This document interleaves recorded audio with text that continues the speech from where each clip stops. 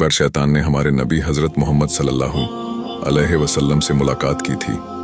शैतान और हमारे नबी के बीच क्या बात हुई, आइए जानते हैं इस वीडियो में। एक बार हुजूर सल्लल्लाहु अलैहि वसल्लम मस्जिद से बाहर आए तो वहां शैतान खड़ा हुआ था। आप सल्लल्लाहु अलैहि वसल्लम ने फरमाया, ए इब्लीस, ऐसी क्या चीज है जो तुझे मस्जिद तक खींच लाई है? तो इब्लीस ने कहा, मुझे अल्लाह ताला ने आपकी खिदमत में हाजिर होने का हुक्म दिया है। तो आपने फरमाया, अल्लाह रब्बुल इज्जत ने तुझे मेरी खिदमत में हाजिर होने का हुक्म क्यों दिया है? तो शैतान ने कहा, अल्लाह ने मुझे इसलिए भेजा है कि आप मुंह से कुछ पूछे। तो आपने उससे कुछ सवाल पूछे और सबसे पहले आपने शैतान से पूछा, ए इब्लीस, तू मेरी उम्मत को नमाज पढ़ने से क्यों रोकता है? शैतान ने कहा, जिस वक्त आपका कोई उम्मती नमाज के लिए घर से निकलता है तो मुझे एक बीमारी घेर लेती है। फिर जब तक वो वापस नहीं आता मैं उसी बीमारी में मुब्तला रहता हूँ। फिर आपने उससे पूछा, तू उन्हें इल्म और दुआ से क्यों रोकता है?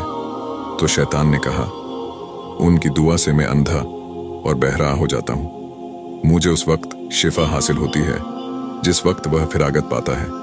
फिर आपने शैतान से पूछा, तो उन्हें कुरान पढ़ने से क्यों रोकता है? तो शैतान ने कहा, जब वह कुरान पढ़ते हैं तो मैं आग में पड़ा रहता हूं। फिर आपने उस बदबख्त से पूछा, तो उन्हें जिहाद से क्यों रोकता है?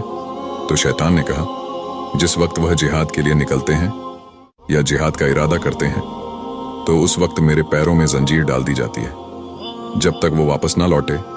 इसी तरह जब वह हज के लिए जाते हैं तो उनकी वापसी तक मेरे पैरों में फंदा और पैरों में जंजीर डाली जाती है।